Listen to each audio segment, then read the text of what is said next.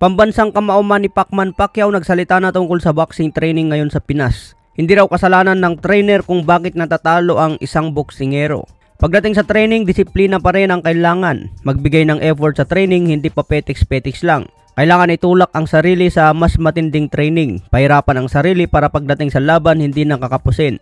Katulad sa mga training routine ni Pacman, sobra ang ensayo at masipag bumato ng suntok sa bawat round. Kailangan sa training pa lang pahirapan ang sarili para pagdating sa laban, easy work na lang ang 12 rounds.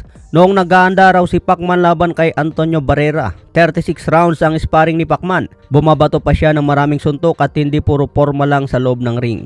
Yung sit-up exercise ni Pacman, umaabot daw ito ng 2,600 per day, kaya matibay ang katawan ni Pacman.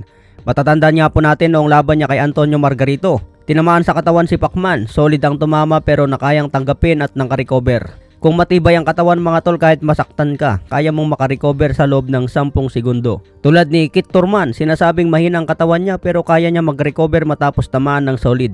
Normal lang ang masaktan mga tol, lalo na kung tamaan ka ng solid sa katawan. Ang importante, kaya mong mag-recover.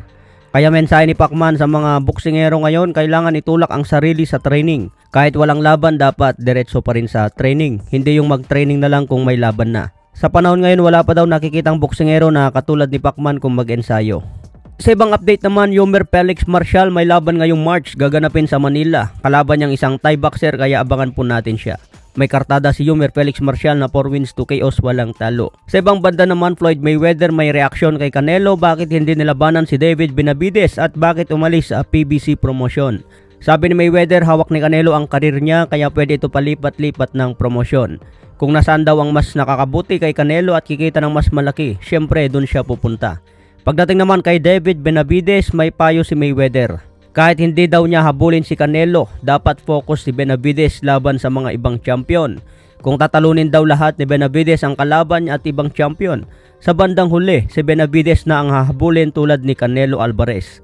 Kailangan gumawa ng sariling legacy itong si Benavides at hindi lang aasa kay Canelo. Maraming champion daw ang pwede niyang labanan tulad ni Dmitry Bivol at Artur Beterbiev. Kung ito ang matalo ni Benavides, siguradong hahabulin na siya ng ibang fighter. Lalo na kung maging undisputed champion sa light heavyweight. Kaya payo ni Mayweather mga tol, stay focus lang itong si Benavides. Hayaan daw si Canelo dahil may sariling mundo na ito kung saan pwede niya gawin ang gusto niya. Deserve daw ni Canelo ito dahil maraming champion ang tinalo. Kaya sa bandang huli, ganito rin daw ang mangyari kay David Benavides. Siya na ang hinahabol at siya na ang malupet. Okay mga tol, hanggang sa muli, maraming salamat po.